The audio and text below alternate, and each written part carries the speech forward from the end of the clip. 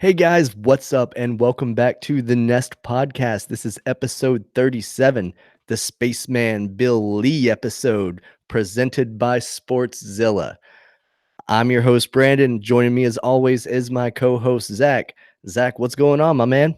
Not a whole lot. Another week, another episode of our regular scheduled sports and nerd entertainment. So, Our regular scheduled sports and nerd entertainment podcast that's going at a non regular time because shit comes up and we had to adjust our schedule a little bit. So yep. that happens. But for our longtime listeners that have been with us for a while, this would be the first time that they've ever heard us say presented by anything.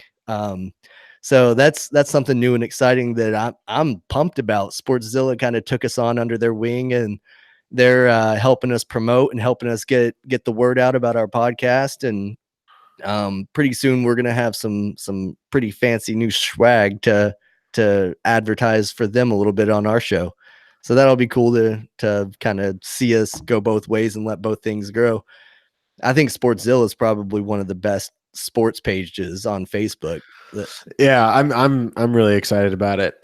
For those of you who don't understand what Sportszilla is, it's a Facebook page, and think Barstool, but the members of it can also submit memes and polls and discussions, and of course they get approved by whatever admin, and then there's discussion to be had in the comments and stuff like that. I love it. It's great. Like I said, there's tons of funny shit, and then there's also like, who is better, this guy or that guy, and it's really fun. Yeah, and I really have enjoyed the conversation.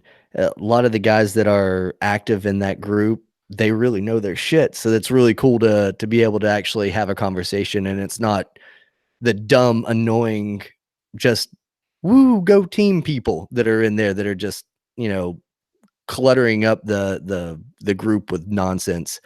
And that brings me to my first point of topic.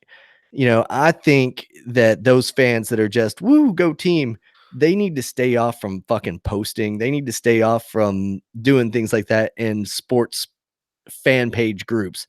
I'm in a Red Sox fan group called Red Sox Nation, and it has a lot of really good content in it and a lot of people that really know their shit, but it also has a lot of those woo go team people. And those people piss me off to no end because I try to bring up a good point, or I try to bring up a point about like, oh, this needs to happen for the team to do better or whatever. And then people are like, stop bashing them. You're just a bandwagon fan. You only like them when they win. It's like, no, like anybody that knows me knows that I've had a B on my forehead for as long as I can remember. I'm talking about the Red Sox hat right there. And I've grown up watching baseball and watching the Red Sox, and when I critique the team, I'm not saying like, oh, they suck, I fucking hate them. I'm saying no, they need to do this so that they can get better and get back to winning. Last season, whenever the Red Sox won 108 games, all the woo go team people were fine because they were just saying woo go team. And no one really had a lot of negative input or criticism. Yeah. Because they were winning so fucking much. This year, it's completely different because we're 6-13. We've started out worse than any other defending champion in baseball history. And especially considering our run differential, we've only scored like 77 runs and we've given up 130. It's fucking terrible. That's not a good start. Out of those 6 wins, we've only had a lead in the 9th inning going into the 9th inning twice. You're not going to win a lot of ball games if you're always trailing in the 9th inning. So I try to put out stuff, suggestions or whatever to try to see what other fans think. But then I get bashed for being a team hater. It's like, oh, go cheer for the Yankees then if you hate the Red Sox so much. It's like, man, fuck off. Yeah. Motherfuckers are dumb. But it looks like your Cardinals have started to figure out some shit. Everything except for Christian Yelich. Well, who has figured out Christian Yelich? That dude's a fucking monster this season. Oh my God. But yeah, to your point, he's killing you. He's hit 9 homers as of yesterday. I don't know if they've played today or already or whatever. Nope, there haven't been any games today. 9 homers, 8 of which are against the Cardinals. God, that's I mean, unreal. insane. I mean, they haven't swept us or anything. We've won, I think, 2 or 3 games against them, but he lights up our pitchers, and it's something else in his ballpark. Of course, they haven't been here yet. Man, So he's something else. is that only in one series that you've No, played? we played them twice. You've We played just them twice. finished. Okay, both Yeah, both in Milwaukee though. we just finished a series. Yeah, Wow, yeah, that's wild that you've had 2 stops in Milwaukee already on the yeah. season. I know. We were there to start the season, and then we were home for a little bit to play the Dodgers, and then we went somewhere I can't remember, and then we just finished a series with the Brewers. Well, at least you're getting it out of the way early. Yeah, yeah, for sure. And the scary thing for me was like they're the contender basically for the National League, them and the Dodgers. And you know how I said I expect the Cards to make the playoffs. Man, they're going to have rough competition. Well, my team was one of the odds-on favorites to, win the World Series again this year, and shit, if they keep up the way they're going, they're not even going to fucking make the playoffs. They'll be eliminated come June 1st. Yeah. Well, to the Red Sox credit, I still think it's early. I would say come the end of May, if they still haven't figured it out, then you have cause for concern. But sometimes this happens. It's a super long season, and for pitchers, it takes them a bit longer to get into the swing of things and to locate and stuff like that. Well, it's obvious that the delayed spring training route was not a good option for the Red Sox this year. Trying to baby their pitchers into the season didn't work because the first few games the starting pitching has been lit up. And it's just one of those things. It's like if the starting pitching actually does good, we don't score runs and the bullpen blows it. If the starting pitching gives up 8 runs in the first 2 innings, then we'll score a bunch of runs and our bullpen won't give up anything, but we can't score enough to overcome that initial bad start. It's just been fucking stupid how the season's progressed so far. Yeah. Yeah. I'm going to Tampa this weekend, and I'm going to give them an earful the entire time I'm there. That's exactly what they need. Like if they do this dumb shit where it's like Mookie and JBJ just kind of look at each other and let a ball drop in between them, I'm going to boo the ever-loving shit out of them. Because I'm sitting in right field right behind where Mookie is. We've set first base side. We've set third base dugout right behind where the visitors are there at Tropicana. We move around. We last time we went for opening day last year, we were down the third base line, more close to the home run area. And this time we actually set in home run territory. I'm hoping to catch a ball. I was going to say, you going to bring your glove? Yeah, I'll bring my glove just because we're sitting where we are. And we're going to try to get there early and catch batting practice and stuff. So I'm going to do my best to walk away with a ball this time. Yeah, that'd be fucking awesome. Yeah. I mean, shit, I've got the little kid with me, so maybe we'll be able to even get it autographed. Right. So that would be cool. Yeah, Yeah. for sure. But yeah, I'm fully planning to just sit there and boo if they do dumb shit the entire game, Yeah. Yeah, I feel that. Oh well. Did you see that the week 2 power rankings came out for MLB? No. Man, for the most part, it's pretty accurate. They've got the Astros at number 1, which is cool because they went on a 10-game win streak and they got real hot during the week and all that. The Rays are up there because they've got the best record in the American League. One of the big shockers, well, your Cardinals were on there too, about 5th or 6th, but one of the big shockers was that the Yankees were at 10th. And Wow. they're not even a 500 team. Like, yeah, they beat us twice the past couple nights, but they're not even a 500 team. How can they be the 10th best team? And you've got somebody like the Padres who are the best team in the National League West right now.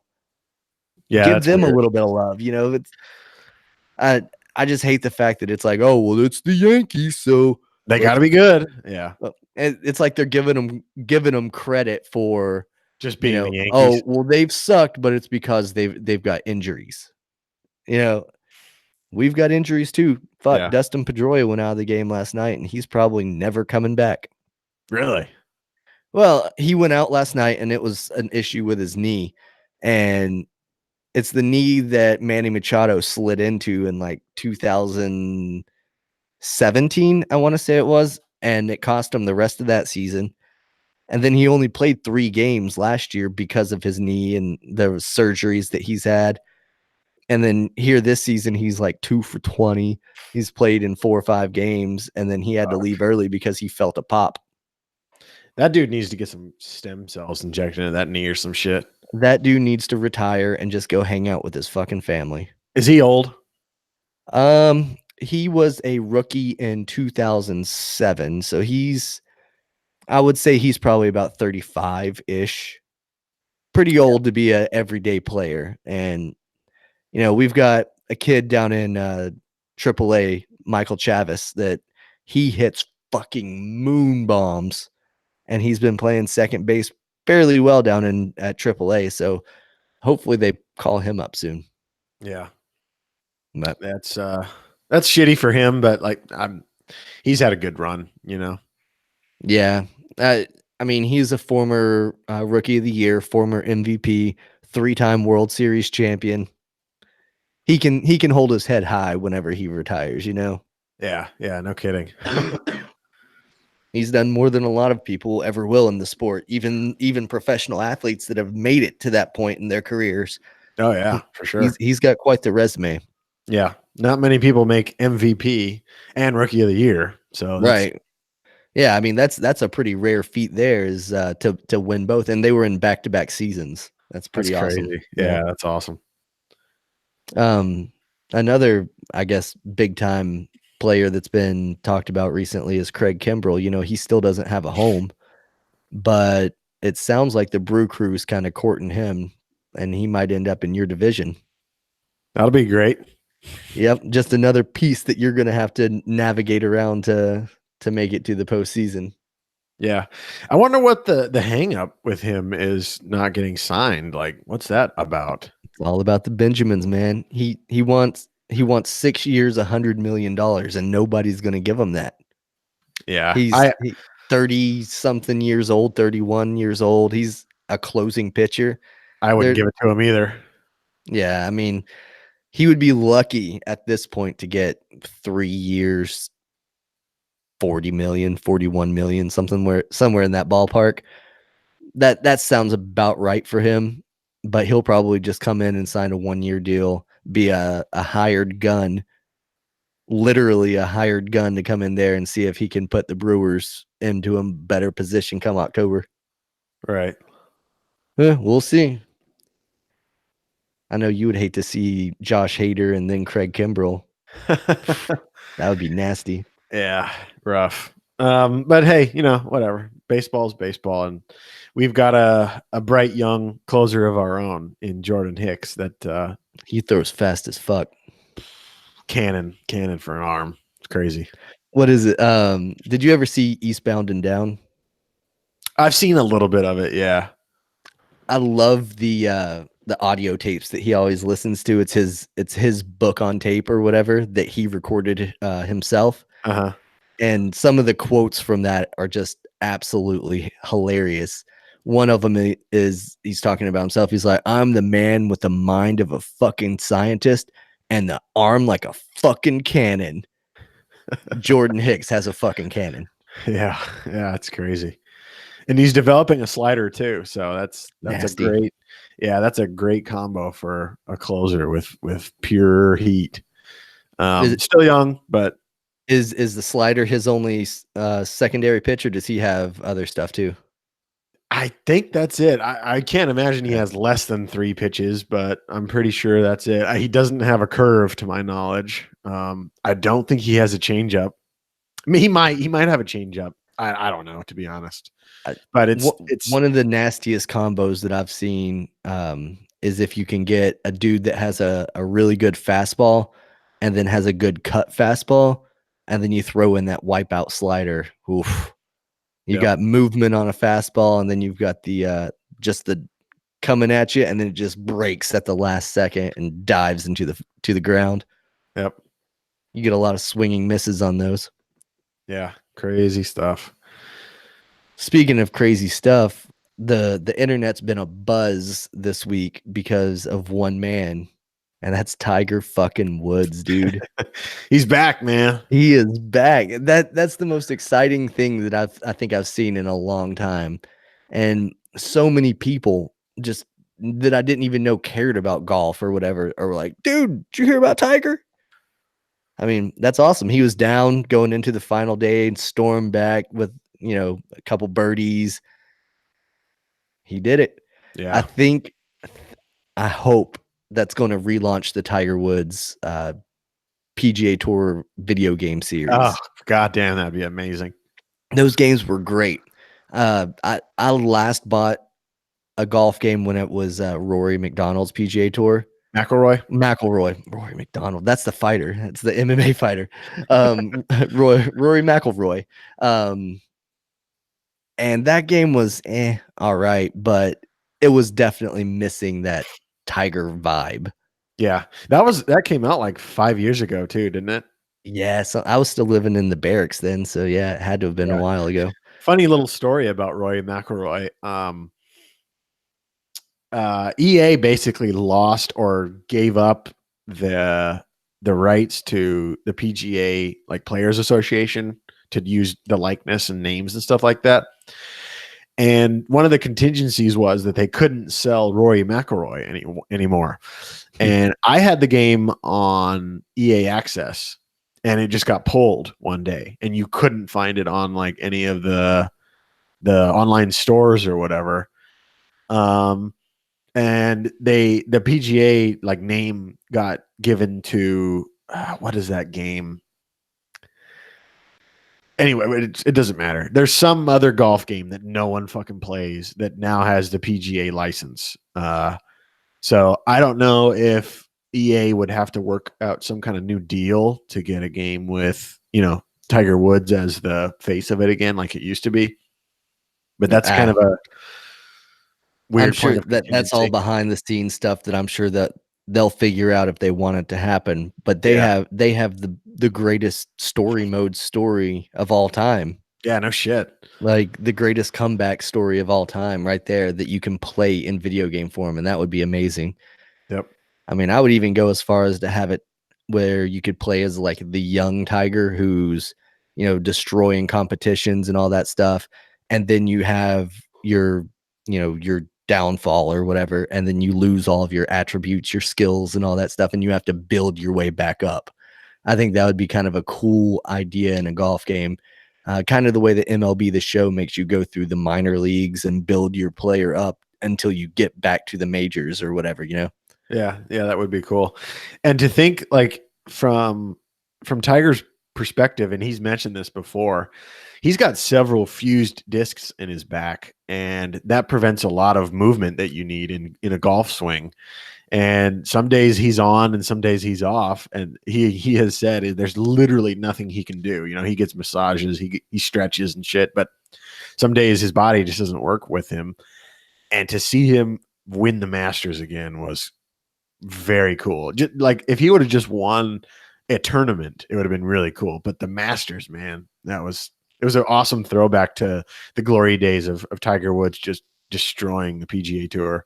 It was awesome to see him in the Sunday red shirt and doing the typical Tiger fist pumps and stuff like that. But when he took his hat off at the end, it's like, oh shit, it has been 20 years, hasn't it? He looks so old with his balding head. Yeah, it happens, man. Didn't he tweet out something like that? He said, "Man, I'm balding," or he said something like that, I think. Oh, I don't know. I've seen everyone's seen the mugshot photo though, where he's haggard looking as hell, and whenever he took his hat off, I was like, "Yep, that's that guy." Yeah, crazy. He's just as haggard looking in real life, except now he's a Masters champion again. He's putting back on the green jacket. Yeah, that's hilarious. Another champion that has recently been crowned is old style bender Israel Adesanya. Oh yeah, that UFC 236 Yep. happened last Saturday, Yep. and Stylebender's coronation officially took place. Whenever he beat Anderson Silva, it was kind of the passing of the torch from one of the greatest fighters of all time to one of the up and coming fighters. And now to see him claim UFC gold for the first time, it was a good feeling, Yeah. feel good moment or whatever. I like watching that kid fight. He's really good. Yeah. I would have loved to have watched that fight. But for me, it just wasn't one that I was willing to, one, get ESPN Plus for, and two, buy the pay per view. And we can kind of get into that if you want to.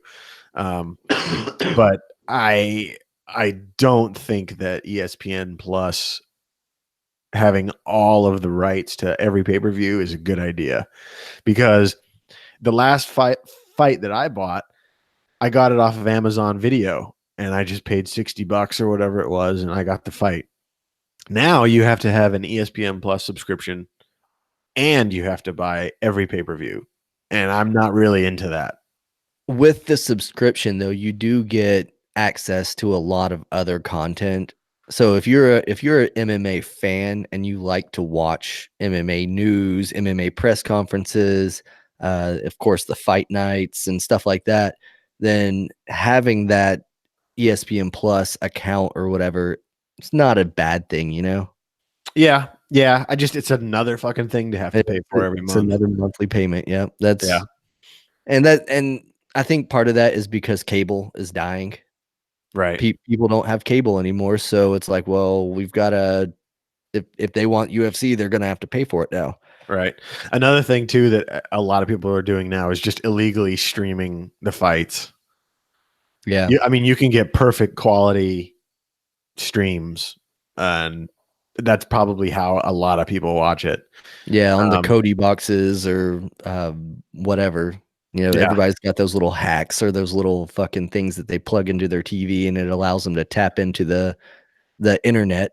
Well, that, and I'm sure nowadays you can just Google UFC 236 live stream or link or whatever, and you'll eventually find a good one. I mean, of course, you'll probably have to sift through ads and whatever else, but if you have like a good antivirus or whatever on your computer, I'm sure you can find a link pretty easily. Um, and I think that's probably hurting UFC pay-per-view buys numbers, because if it were easier and it was more accessible, I think people wouldn't mind forking up some money. If it were me, I would make it back to the way it was, and I'd probably lower the price a little bit. Like $60 is a lot for an hour, 2 hours, or whatever it might turn out to be for fights, especially for younger adults who are the majority of new fans. Obviously, like you said, people don't have cable, so they can't just go through their cable service and get it. They'll have to find some streaming service that can give that to them, which is what I did. I got it through Amazon Video, and it was great. But if it's easier for people to do it illegally, then that's what they're going to do, and Sure. No, that I hurts agree. your I bottom agree. line. I agree, but I don't think they'll ever go back to the old mode, No, no way. to where it's just, hey, call up your cable company and order the pay-per-view or whatever. Um, this partnership with ESPN, for better or for worse, it's here. Yeah, it's for the better for sure. But and I also think this is probably one of the contingencies that ESPN had. Like, sure, we're going to bring you in, but we're going to make money off of you, and this is Y- how they're doing it. Yeah, absolutely. And I'm sure ESPN also mandated that USADA had to be part of this. Yeah, for sure. They wanted to make sure that the fighters were clean and on the up and up as far as what they're putting in their bodies and shit like that. Try to make it as even of a playing field as possible. So guys like TJ aren't going to be stuck around for much Yeah. longer. Yeah, I mean, if I were a CEO or whatever of a sports organization as big as ESPN, I would not want to promote some fighter and say he's great and watch these fights and this and that, and then a month later it comes out that he's just been juicing the whole fucking time. Like, that would suck. It's going to happen probably, but like I would 100% agree that USADA needs to stick around no matter Well, what. Like if we lose stars because of it, that's just the way it is, you know? while we're on the topic of USADA, I was listening to the Locker Room Talk podcast, and they were discussing USADA's ability to go back in time and to test, you know, older samples. That's why TJ received 2 years instead of 1 year, is because they went back to the original Garbrandt fight and tested his sample from there and discovered that he had been blood doping all along or whatever. So, do you agree with them being able to go back and test a sample that they previously deemed as good to go and then, you know, come back and say, "Oh, actually that one was tainted." Do you agree with the backlogged? Yes, but let me preface that. So this is something I learned on Rogan's podcast. USADA doesn't test for EPO every single time. Only if there's a suspicion. The word is it's expensive to test for EPO, and Dana White didn't know this, and he like halted everything. He's like, "Wait, what the fuck? We're paying USADA for all this testing, and you don't test for EPO every time? Like this is the whole point of you." So what I think is they just didn't test that one, and then they just, I guess, for whatever reason or whatever mandate that they have, decided to test this one. They're like, "Oh shit, we got something," and then that's when they backtrack.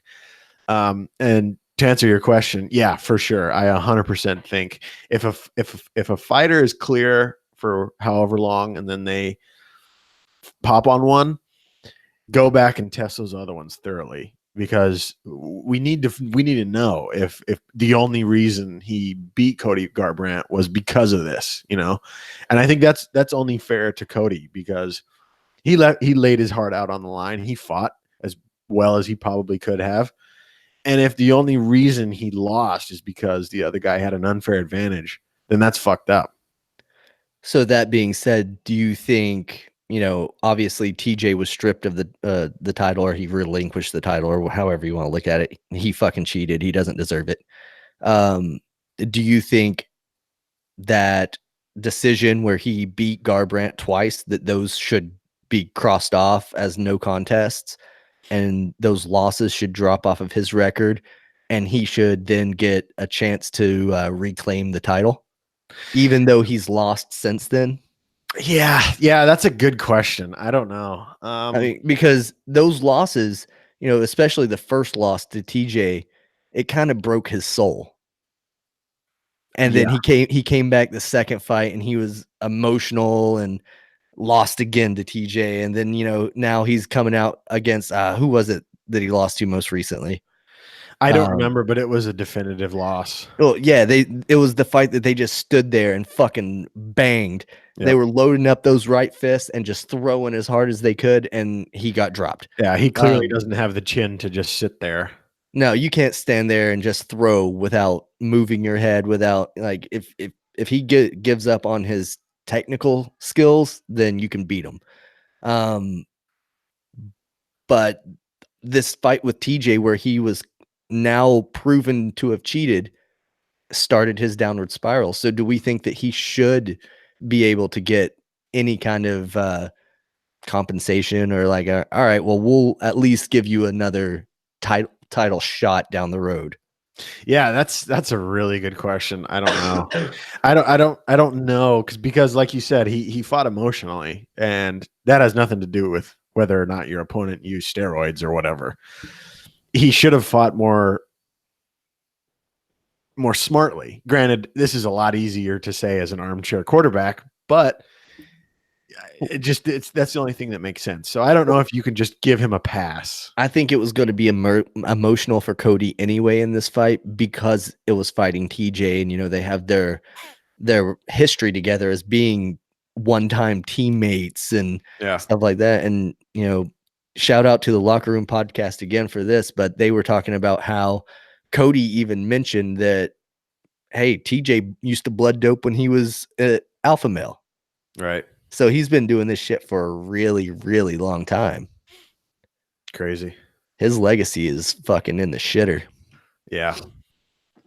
Uh, I um, wonder if he'll come out at some point and like talk about why he did it or whatever. Because as far as I can tell, he's not a guy that you would think needs that to be successful. I mean, he's he's not like a scrub. I mean, he's a good fighter, but is he only a good fighter because of this EPO? We have no idea. yeah, no, no idea at all. Also on that card, getting back on topic here because we kind of talked about the TJ Dillashaw last week a little bit too, but the Dustin Poirier and Max Holloway fight also took place on that same card, and Dustin walked away with some gold on his waist as well. Yeah, I think that That one surprised just shocked me. about. Yeah, that surprised just about everybody. Yeah, Holloway is revered as the best featherweight ever. And I haven't seen much of the fight, only a very few clips. But man, it's very shocking that he lost. yeah, I was pretty surprised by that too. Um, both of those titles are interims though. Yeah, and that kind of puts a bad taste in my mouth. Yeah, I'm not a huge fan of the interim title. I understand why they do it in certain situations, but a lot of times it just seems to be like, okay, well, you're not really the champ, but we're just going to give you this little toy belt to hold on to and do press conferences, and we'll give you a little bit of extra money for it.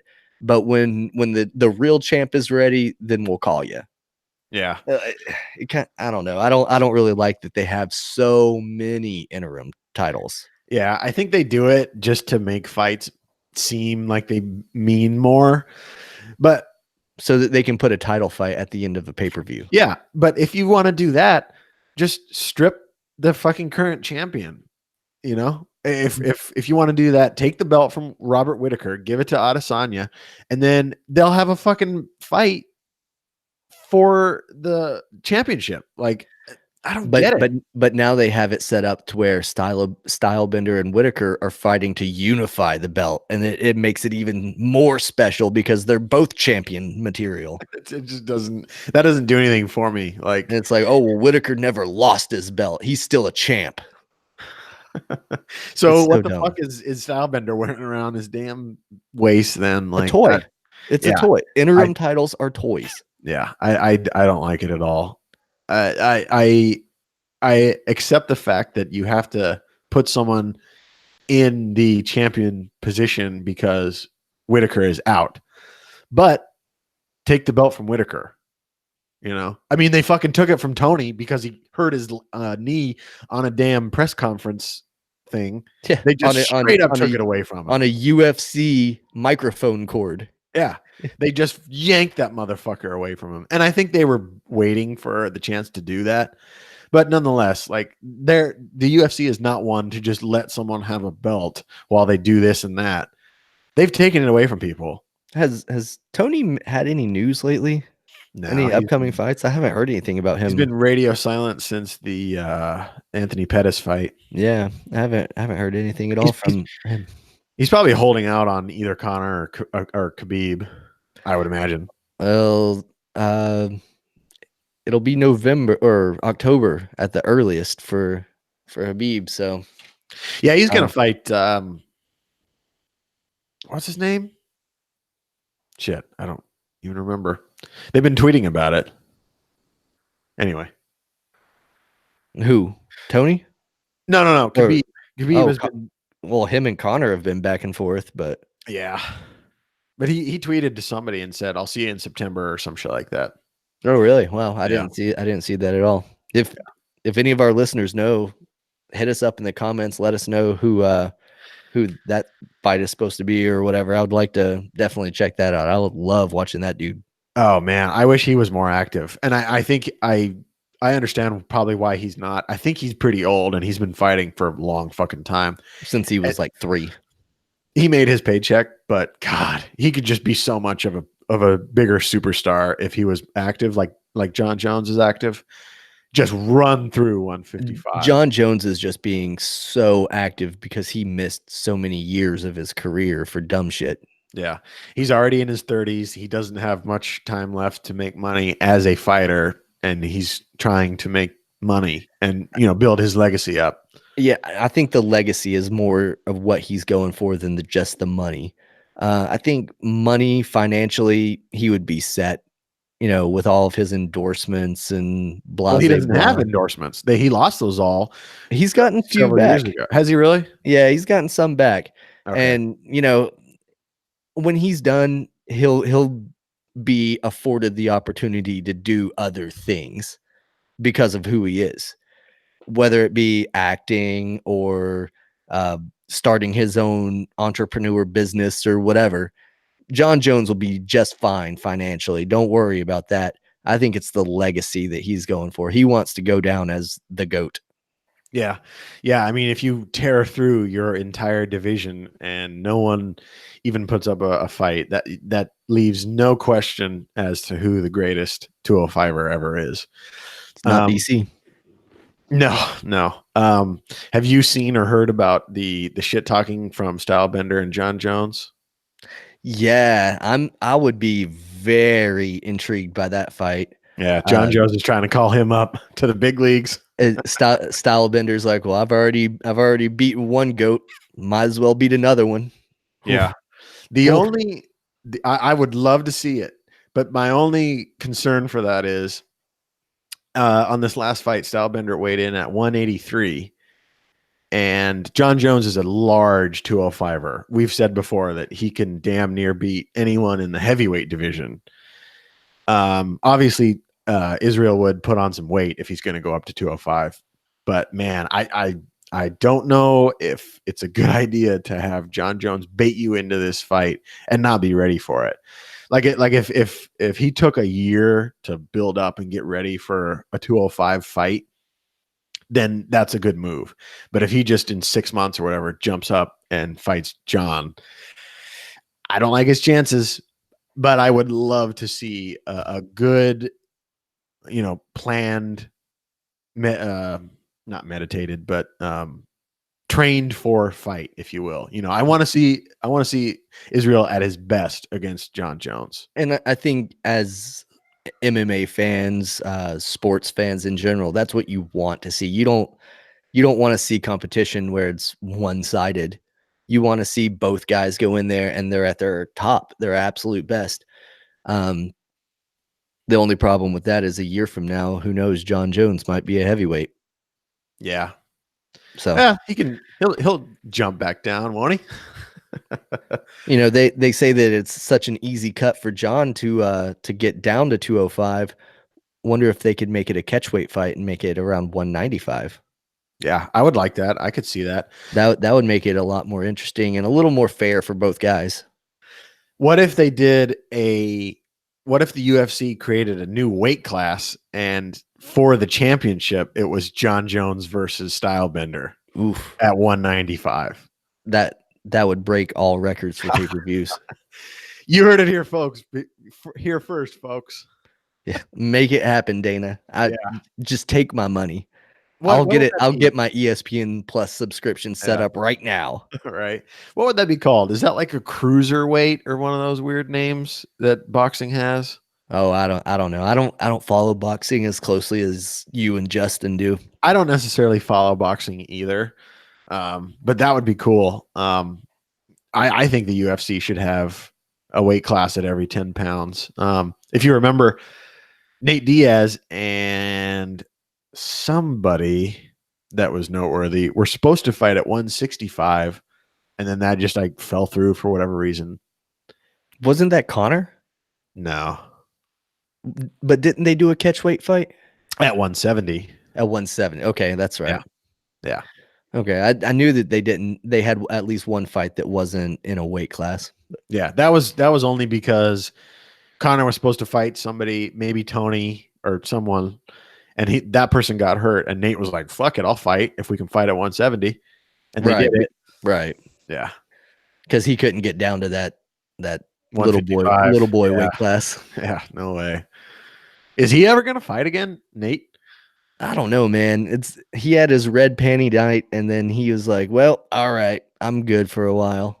Yeah. I think if Connor wants to run it back for round 3, he probably will. I would say so. He would But be other dumb than not that, to. yeah, other than that, man, I don't see him fighting again. If he was going to fight, he would have by now. You would think, yeah. Um, Speaking of people getting paid in red panty night, did you hear about Russell Wilson in the NFL signing Yeah. a huge mega contract, and now He's he's the highest paid quarterback he's ever? surpassed Aaron Rodgers and Kirk Cousins. Does that make Russell Wilson the most overrated quarterback now? I mean, I still think it's Rodgers. I think yeah, Rodgers is the most overrated quarterback in the NFL. he's definitely better than Rodgers and better than most quarterbacks. He can move, he can throw, but he is not the champion of the Seahawks team. You know, he is not the reason that they have a Super Bowl ring. No, that was the Legion of Boom. Yeah. And now I'm coming off of what you said. I'm not inclined to say that Russell Wilson is better than Aaron Rodgers. I think Aaron's a better quarterback, but I still think Aaron Rodgers is more overrated. Okay.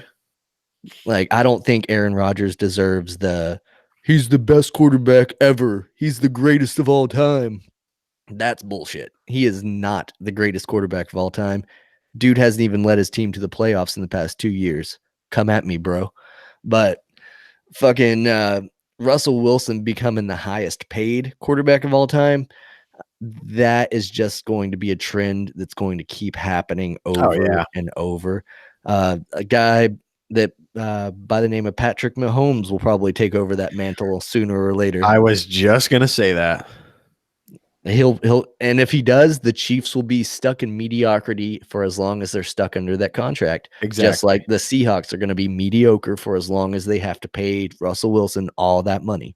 Exactly. Cap space will fucking hurt you. And when you pay your superstar, that hurts every other facet of your team. Yep. You can't pay your wide receivers. You can't pay your line. You can't pay your defense. You can't pay whatever because he's hogging all the money. Yeah. I think There's something to the Patriots way with, Tom Brady taking less money and less money.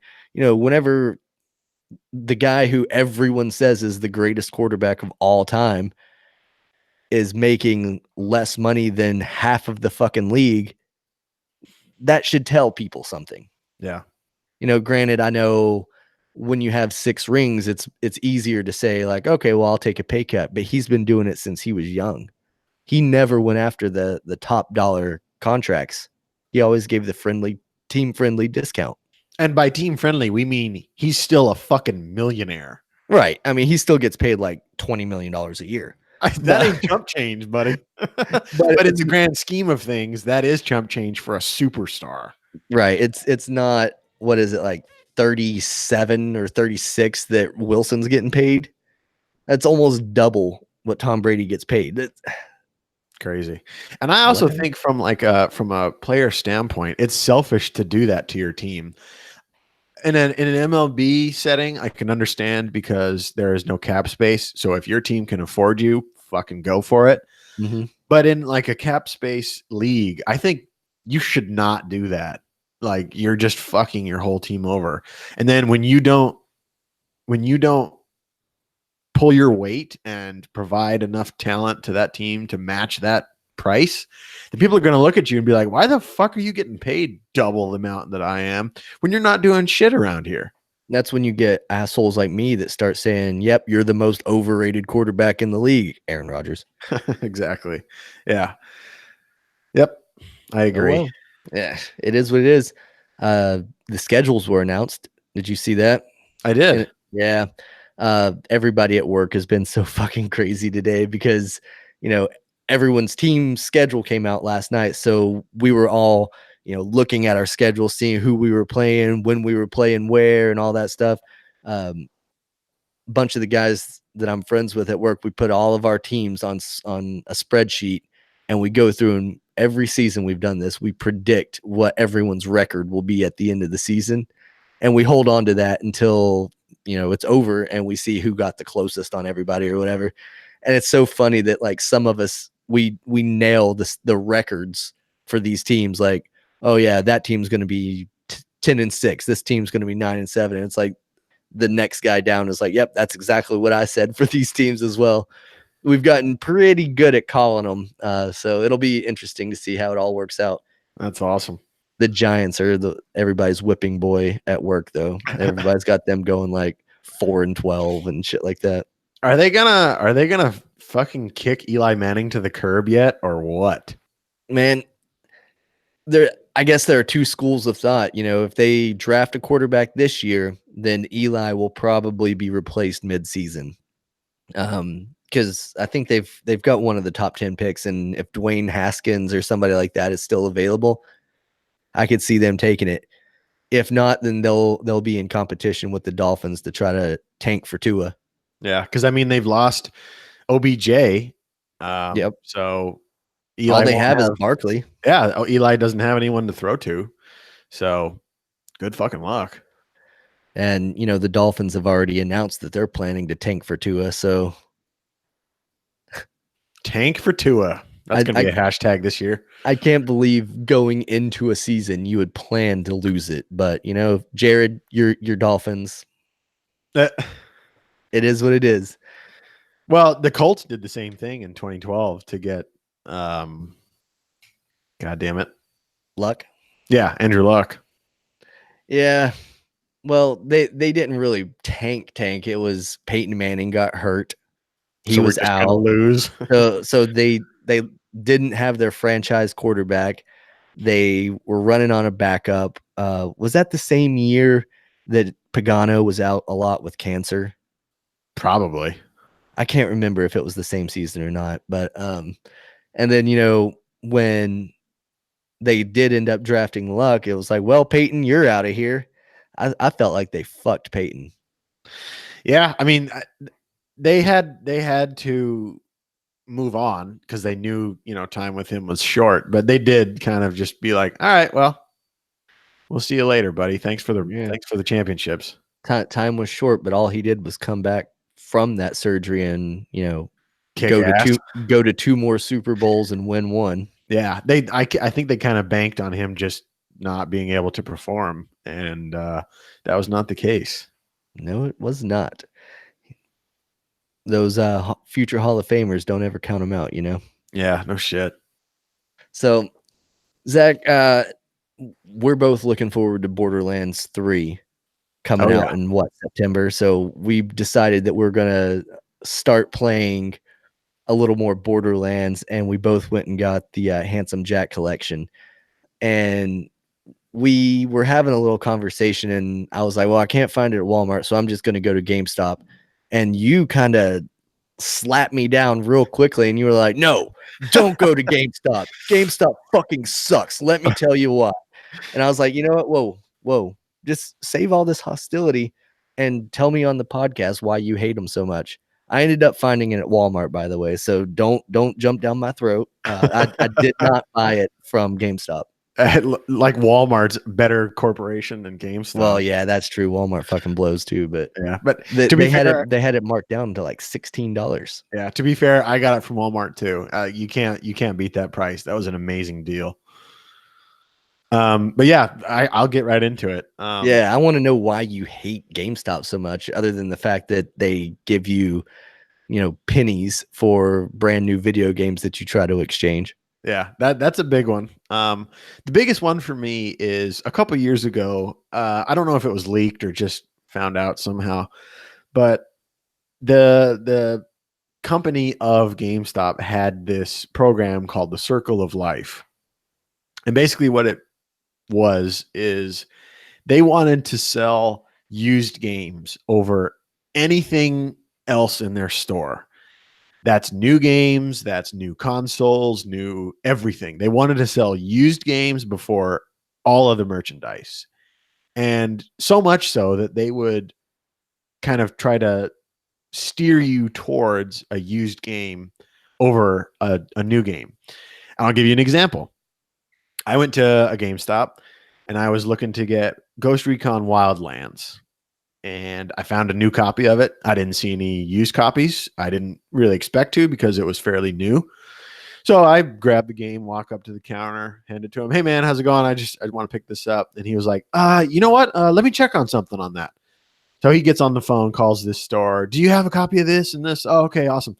Hangs up and he goes, hey, there's a store just right down the street that's got this used. If you want to save a couple bucks, you might want to go get it. I'll have them hold it for you. So I was like, all right, well, I mean, yeah, I don't have anything to do, so I'll save some money. Go over there, talk to him, and say, hey, I guess I've got a copy of Wildlands waiting for me. Pull it out. Turns out it only saved me $5 off of a $60 game. Yeah, but it saved the company $40 because they probably only gave 20 for that brand new game. Exactly. Yeah. And I kind of put two and two together, and I was like, wait a second. You just sent me away from your own store to a different location to have me buy a used game, which you probably make a shit ton of money off of versus that $60 game. And I was like, I was ready to give you money right then and there, but you wanted me to go this other way and do all this other extra shit that I didn't want to do so you could make more money off of me. And I from now on, and since I've read that story, and there's other things that you can look up on the internet of what GameStop does. They throw away a lot of used games that aren't selling. They just fucking throw them away. Like you could donate those, or you could have like a free video game with every purchase day or whatever you want to do. But they just fucking dumpster them. Like that's a huge waste of games. But yeah, that kind of put a sour taste in my mouth. And I have bought stuff from there out of necessity, but I try to go the local route as much as I can. And I'm lucky that I have a really awesome local electronics and game store called V-Stock. They have shit tons of used games from all kinds of consoles. They have used movies, music, books, all kinds of cool shit like that. And I buy my new games whenever they come out from there. And my wife buys a bunch of Xbox 360 games because that's what she plays. She still plays the 360. Yeah. She's a console behind, but whatever. Saves us money. Yeah, no shit. But yeah, she probably gets those games for like 47 cents or whatever. Yeah, she actually just picked up Bully. Oh wow. Yeah, so it's been fun to watch her play that. Cool. Yeah, but yeah, that's kind of a little dirt on GameStop if you hadn't heard that before. And I understand if that's your only GameStop in your town, it's your only game store. You got to do what you got to do. But if you have other options, I would suggest trying to support a local smaller business first before a huge corporation that they've lost their way in, appealing to their customers, and they want money and they don't care about anything else. And they're also dying. Like everything's going digital basically. So their days are limited, and just GameStop ain't shit. GameStop ain't shit. Yeah, speaking of going digital, I was reading today that they have a little update on the PS5, and presumably it was supposed to have been, an all digital platform or whatever, but they announced that it would also have discs. It would also be able to read PlayStation 4 and PlayStation 5 discs. So at least they're not completely going away from that route yet, but in the near future, I can foresee it being all digital downloads. Yeah. How do you feel about that? Are you into having a disc, or do you not mind the digital version? I don't mind. I do like having the disc. I've got a box somewhere in my house that's full of Xbox 360 games and stuff. I might just send you a bunch of them if your wife still plays them. But please, by all means. Yeah, I mean, I didn't really have any animosity towards GameStop, but I just knew that, like, man, I've got all these games, and you're gonna offer me $1.50 a game or whatever it is, and then sell it for $20. And then turn around and sell it to some other kid for $20. I was like, I'll just keep it, and if I find the kid that wants it, I'll give it to him. Instead of you getting $20, I'll just give that dude a free game. So I might send you a bunch of Xbox 360 games or something. I'll take pictures and let you see what all I have.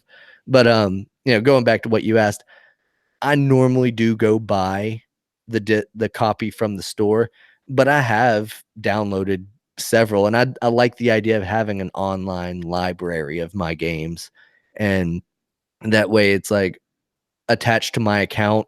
So if my PlayStation shits the bed or whatever, I can just get that fixed, get a new one, whatever, and boom, all my games and all that stuff is still there attached to my profile. Yeah. So Yeah, that is it's not a bad thing. I don't mind it at all. yeah, that is a nice benefit. And like your dog can't get a hold of your disc and chew it up or whatever might happen to your disc. It's a little bit safer in that aspect. My only concern with digital only stuff is it takes up a fuck ton of space on your hard drive. Yeah, And I think we both have 500 gig PS4s, or do you have a terabyte? I think I have the terabyte. Yeah, I don't know if I have 500 gig or terabyte, but either way, that fills up super quick if it's all digital because it's nowhere obviously, near as quick as the Xbox One that I have filled up. I would have oh like yeah, 4 games on there, and it's like, oh, you're full. yeah. I mean, Red Dead Redemption 2 took 100 gigs to download, and that was disc. Yep, that game was fucking huge though. Yeah, yeah. I mean, they're only going to So get much. bigger than that, you know. So Well, but not every game is going to be that big. sure, When Borderlands 3 comes out, it will be a fraction of that. yeah, maybe 50, 75 gigs around there. Oh, But I with would, I Grand would Theft say a lot Auto, less. you think so? I think it'll Uh, be around the 50 the gigs. the graphics won't have to be as huge. The graphics content or whatever Yeah, the that the is true. storage for That that is true because because it looks like a comic book. It's not trying to look as beautiful as Red Dead was. valid point.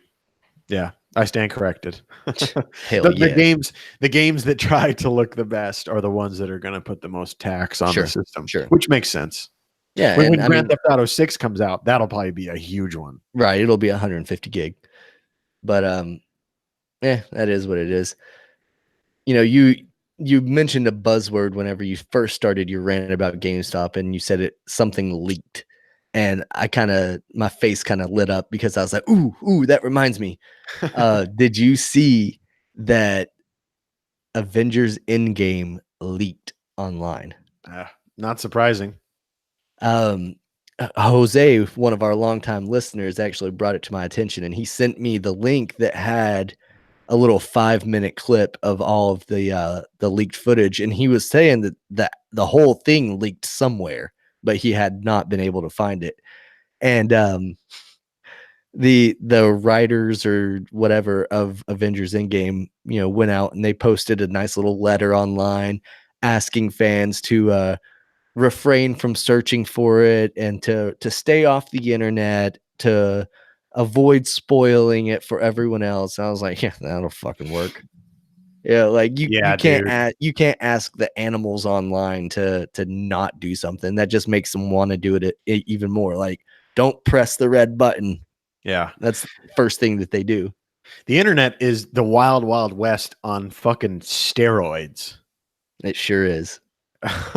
Like when something happens like that, it just explodes. Like, and another, like a thing too, like companies should be aware that this is going to happen, and you can try to be proactive about it. But when you release content out into the world, however that may be, it's probably going to get leaked. You know, some kid that has access to the movie before it's released because he works at a theater or he works at a distribution company or a advertising agency or whatever it might be.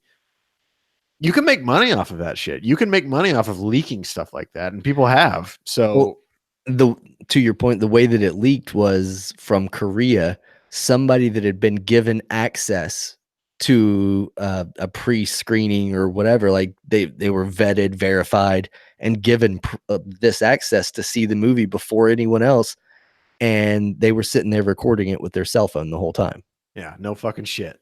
How the fuck do the people behind this let someone in with a cell phone anyway? There should have been like one of those crypto areas like in the military where you have to leave all of your electronics outside. Yeah.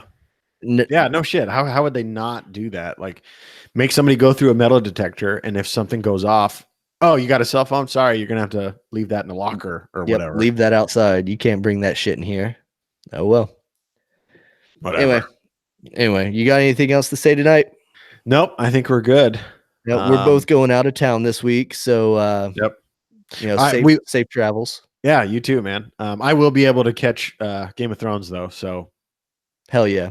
be We'll ready. we'll be back Monday night to talk Game of Thrones. If any of our sports listeners are also Game of Thrones nerds, Yeah. come and check us out Monday night. We'll have I think we're gonna have Adam from the Bearded Ballesta and Garth on this week. So that'll be a good group to have, good conversations.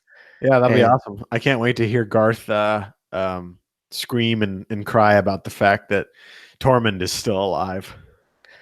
maybe he won't be by episode 3 or episode 2 at the end. I'm gonna say he will be. I'm gonna say if he's going to die, it won't be sooner than episode 3.